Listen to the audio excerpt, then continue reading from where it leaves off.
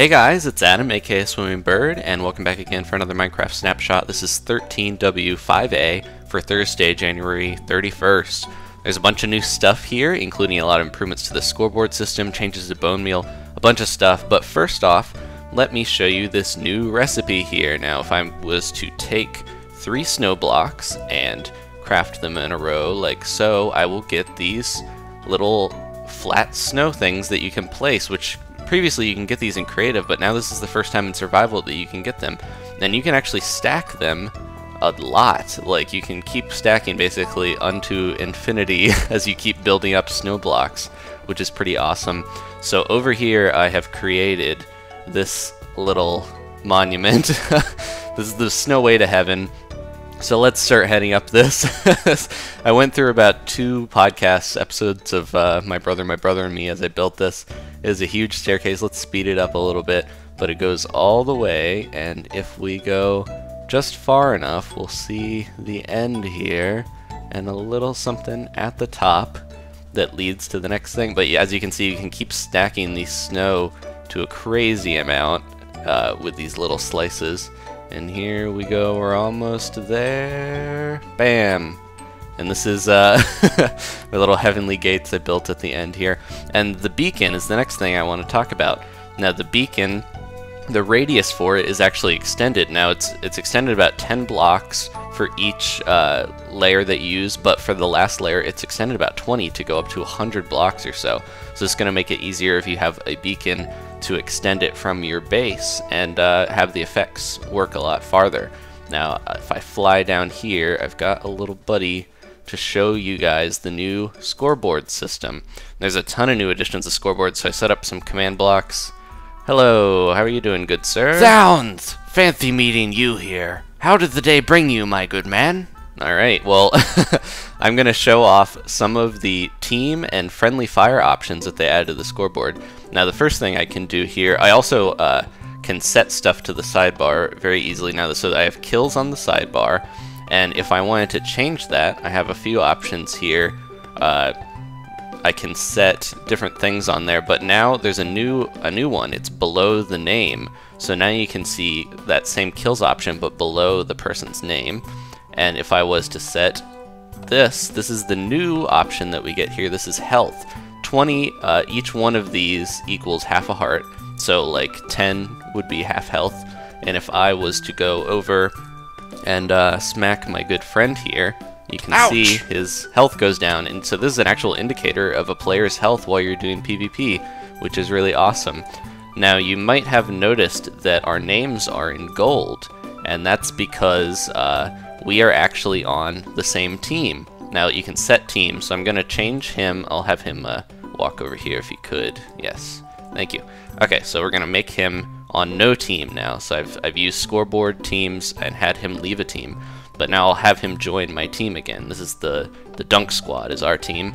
We've got gold as our color, but if I wanted him to leave and join a different team, you can just use the same join.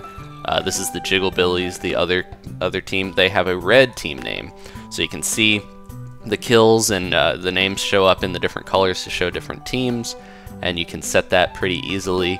And kills on the side, it's like ranking based on how many you have. It looks a little glitchy because it's listing us twice, but yeah, so now that he's on a different team, I can beat him up. Hey! But if I wanted to put him on the same team, there's actually an option here to turn, which one is this? False?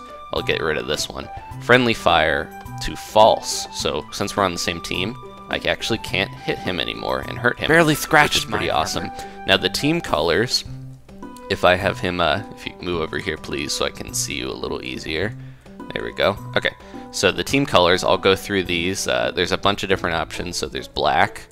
Here we go, dark green. I'll just go through all the colors real quick. We've got dark red, gold, which you saw earlier, dark gray. It's all the colors you can turn the signs. Gray, we got dark purple, dark aqua, dark blue, very nice, light purple, red. Red is kind of like a very light red compared to the dark one, obviously. There's normal aqua, green, blue, and then the last few here we've got yellow, and then white again is just the default. And if you had a color on here, you can also do a reset command to just turn the that just back to normal.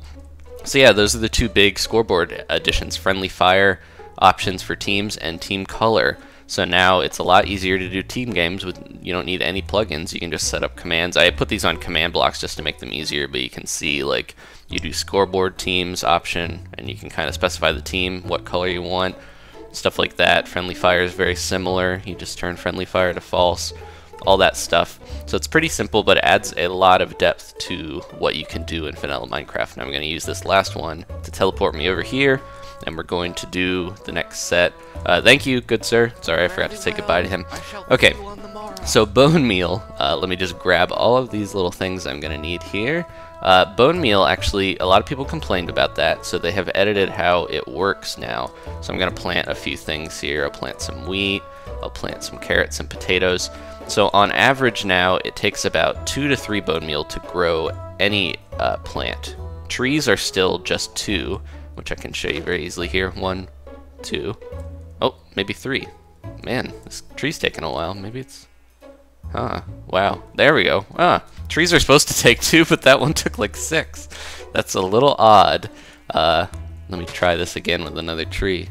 Yeah, from what I was reading, it was supposed to be 2, but I guess it can be upwards of like 5, 6, 7. Okay, but for most crops, all of these, you know, wheat, carrots, potatoes, pumpkin, and melons, they only use 3 at max. So that one got it in 2. Let's see if we can get one. Yeah, that one needed 3. So you can see they'll either do 2 or 3. They'll never be 1, I don't believe. But yeah, it works the same for carrots and potatoes. Potatoes supposedly have a better average, and same with melons. Somebody tested, and for the most part, melons and potatoes seem to grow with 2 a lot more often than the others. But yeah, so it's basically 1 bone will equal 1 fully grown crop, which is a lot better than it was before, where it was every stage. So some people might not like this change still, but it's at least better than what they had it before. It makes bonemeal not as overpowered, I guess, so you can't just like spam it on food to grow it really quickly. Okay, so next I want to talk about stair lighting.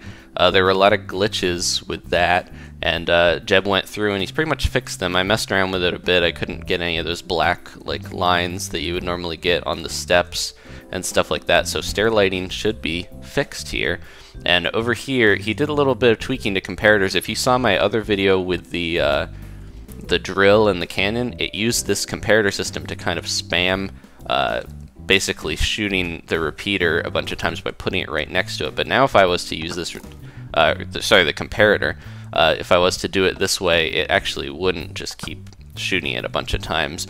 But Jeb also offered an alternative, because they fixed the way it works. It's not as rapid fire, but you can still do that rapid fire. You just need to turn the comparator on here, and then when you set it up like this, it can flash a bunch of times and still do its cool rapid fire thing. So it's not taken out of the game. He just made the comparator a little less buggy. And then here's another more complex design over here using 2 comparators, one of them on and a repeater. And this actually, I have it feeding down, because as soon as you put anything in this dispenser, it will launch it. Like if I put a carrot in there, it's just going to shoot it. But I've got this filled with arrows, so as soon as I unpower this hopper, it will feed all the arrows in, and it'll start shooting them. It goes a little slower if I don't have arrows in there already, but I can just put some in there, and there we go. Rapid fire down, defending this cave like in Aliens or something with a sentry. So there we go. I'll let that keep going. Now, the big part of this update was a lot of bug fixes, including certain ones like here. If I was to spawn a zombie and kill it now, it will drop all of the zombie accoutrements like experience and flesh and stuff. But now if you turn mob loot to false, normally it would cause them to just not drop whatever they dropped, you know, their items. But now it causes them to also not drop whatever experience they would have. So you can set up maps where if you don't like experience and you don't want mobs to drop anything, you can do that completely by turning mob loot to false.